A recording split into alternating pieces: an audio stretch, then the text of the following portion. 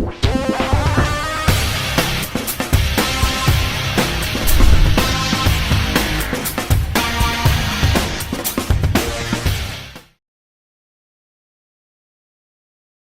is going on, Rolling Empire? I'm back.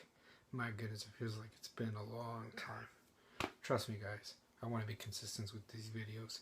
I just have other things to worry about to get them out of the way so I can focus on what I love, my channel right here. And I'm going to give you guys all a belated but review to the season finale. I always get season and series confused. Of Star Wars Rebels Season 2, which is the second part already. We're going to be heading to Season 3. And this, my God, what a great episode. I love this episode. It was amazing. The Twilight of the Apprentice, Part 1, Part 2.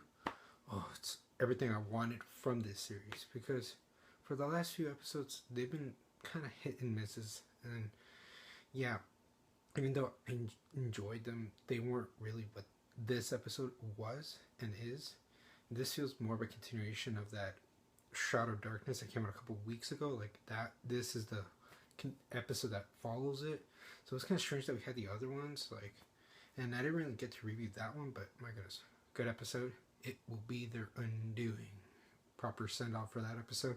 This feels like the actual continuation, and my goodness, guys, like I said, it's amazing from the action sequences, from all the acting. Who would have thought that in animation we would get this type of acting? Seriously, from all the drawings, the voice casting, everything was perfect. I felt like I was watching a mini Star Wars movie.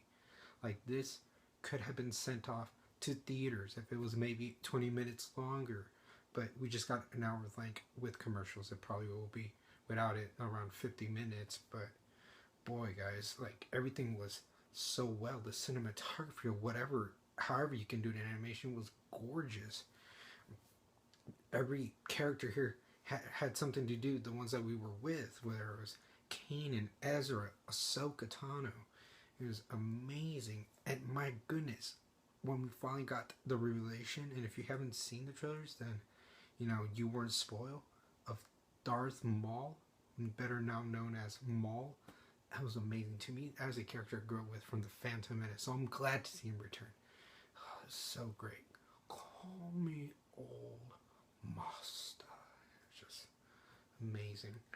Seeing how he's trying to, you know, make Ezra go to the dark side, because even though he's not a Sith Lord, he still has all those traits to being a Sith Lord, and he wants an apprentice. He even mentions the whole rule of two things to like the elevator. There's these good Easter eggs also here and there that those diehard Star Wars fans that have seen the Clone Wars, everything, will probably, you know, reference and be like, oh, I know that.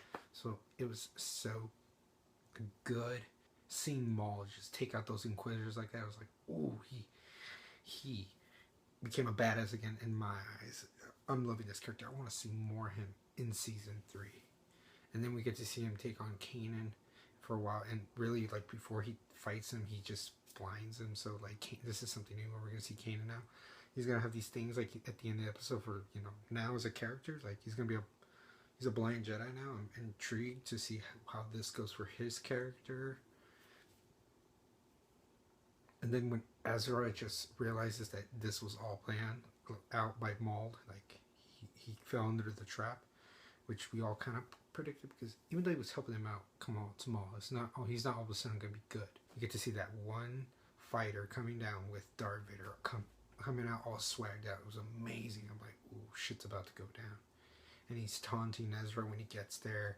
But then, you know, Ezra can't match up with Darth Vader. We gotta get someone that's closer. And who better yet than his former apprentice, Ahsoka Tano. That fight choreography at the end, the last 10 minutes, was beautiful. It felt like an actual climax from one of the 7 Star Wars movies. My goodness, it felt so much tension. You felt like this is a history between both of them that has been, you know, in the making since they met. And I just felt all that emotion. The music went well with the fighting and every dramatic tension that we had. So yes, guys, this episode of Star Wars Rebels felt like a legit, not just like one of the best episodes of the seasons, but a legit like mini Star Wars movie. It was dripping with a bunch of Star Wars from like the 7th movies of like what you can see with the battles, the kind of conflicts you would get. Absolutely love this. For television grading, I would have to give this a 9 out of 10. Yes.